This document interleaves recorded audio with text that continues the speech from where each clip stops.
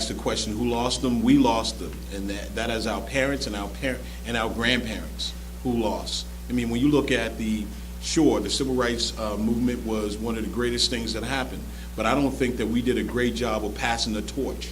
I think that we lost our mind when our counterparts started talking about sex, drugs, and rock and roll, and they were questioning everything, and we began to follow what they were doing, questioning everything. We weren't never questioning our parents, but because our counterparts was doing it, free drugs, sex, and rock and roll, I think we lost our mind. And in losing our mind, I think we lost our way in the sense of passing the torch to the next generation. And so we lost them, and we've got to take the blame for that. But we can, God always allows U-turns, and that we can reach back and grab some of the young folks that are lost, as I mentioned earlier. This is why they're drawn to a panel. They're drawn to men, drawn to women that bring light. And they're drawn to them because of their knowledge, their wisdom, and their understanding. So it's not just the generation that was lost, but we took our eyes off the prize. And many forgot what the prize was. They thought the prize was a Cadillac. They thought the prize was a big house in the burbs. They thought the prize might have been a white woman. They thought the prize might have been a white man. So, this is unfortunately is what happened. But the thing is that God is often returning. Our ancestors are often returning, trying to wake us up and shake us up, saying, we waiting for you.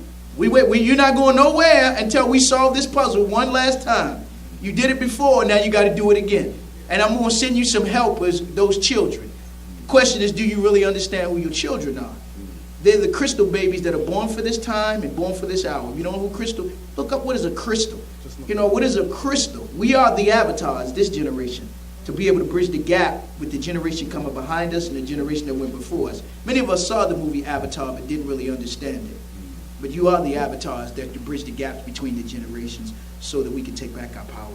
Whatever you're seeing, the brain is processing it.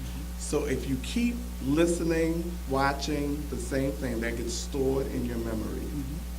And you now become addicted. It's almost like you're taking a drug.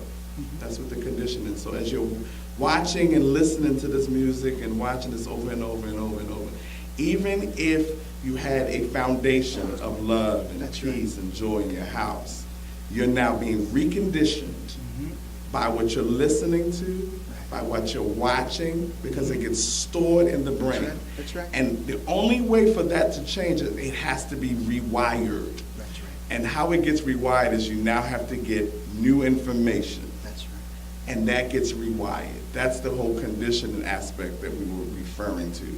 And that's why we made the statement, whatever you feed the most gets the biggest.